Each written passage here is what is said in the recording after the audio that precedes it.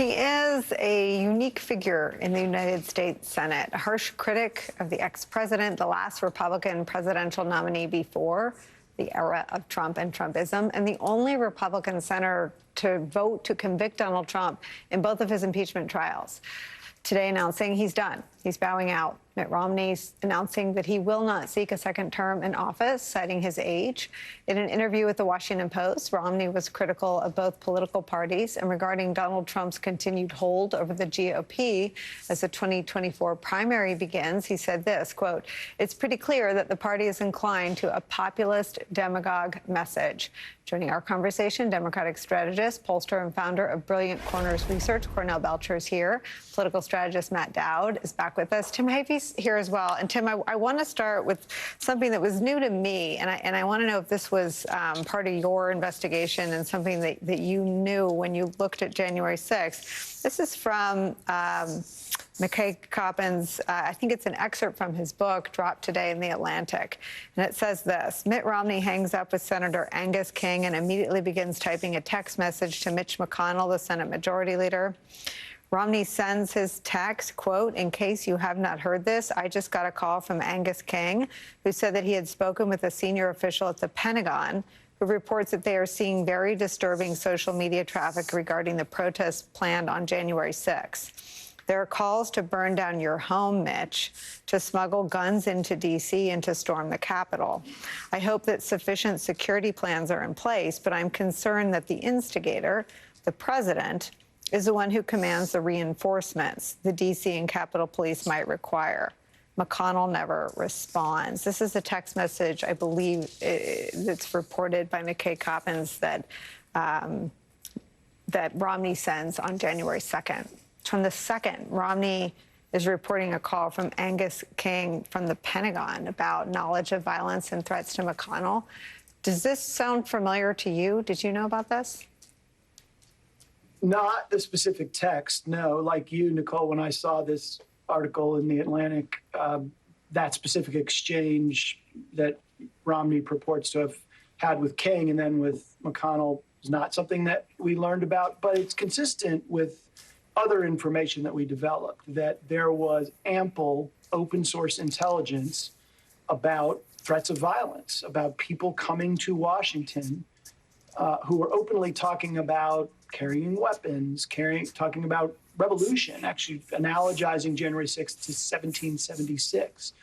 That was known to law enforcement. It was known to Capitol Police. It was known to federal authorities.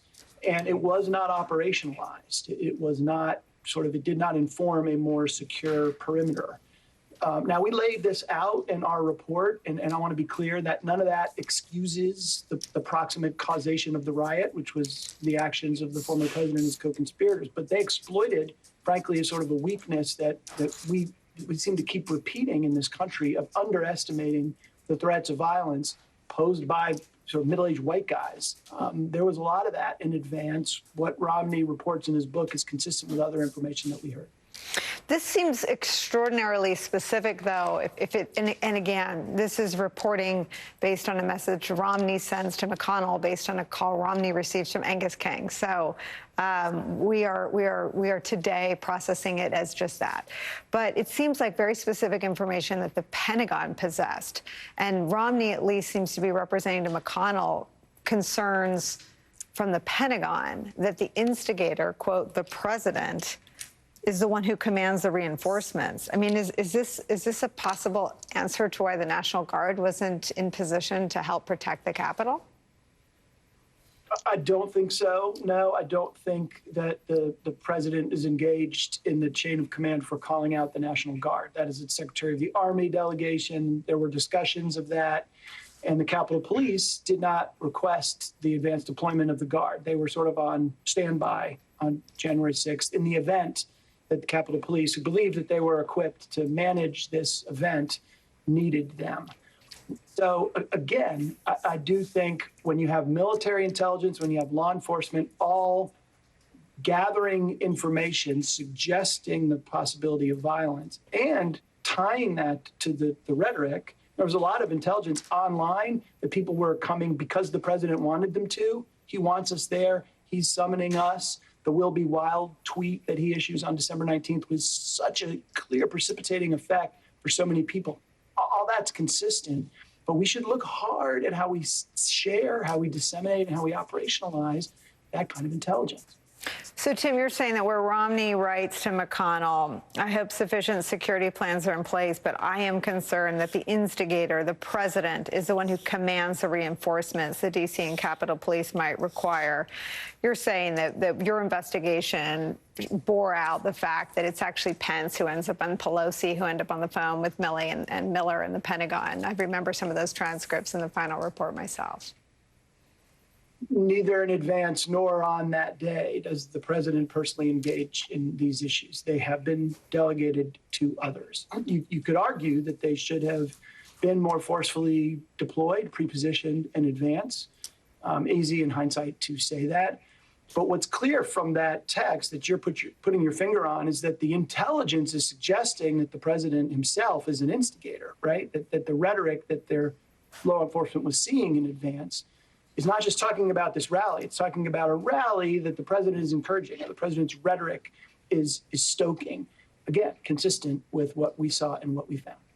It makes it all the more remarkable, Tim, that you and Liz didn't have more success in bringing more Republicans in just to help put all these puzzle pieces on the board.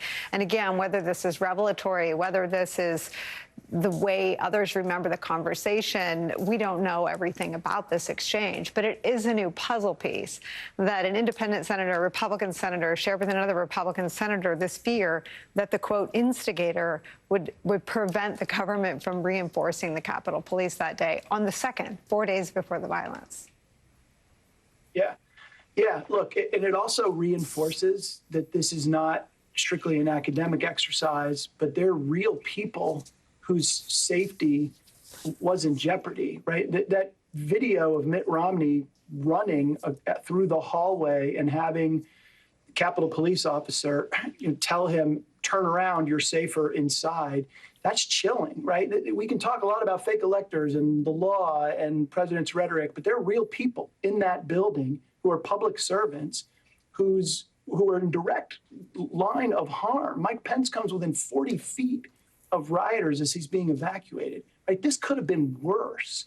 We just can't lose sight. Shay Moss and Ruby Freeman and Brad Raffensperger. I mean, there's just the list goes on about people who were very directly threatened by this conduct. It's not simply an academic exercise about the power of the vice president. There are real people on the ground who really suffered.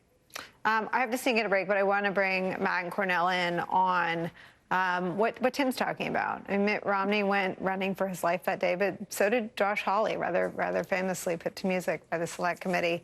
Mitt Romney, we believe, is delivering some remarks. We're watching those for you, and we'll turn around anything revelatory from those. A quick break from us. We'll all be right back.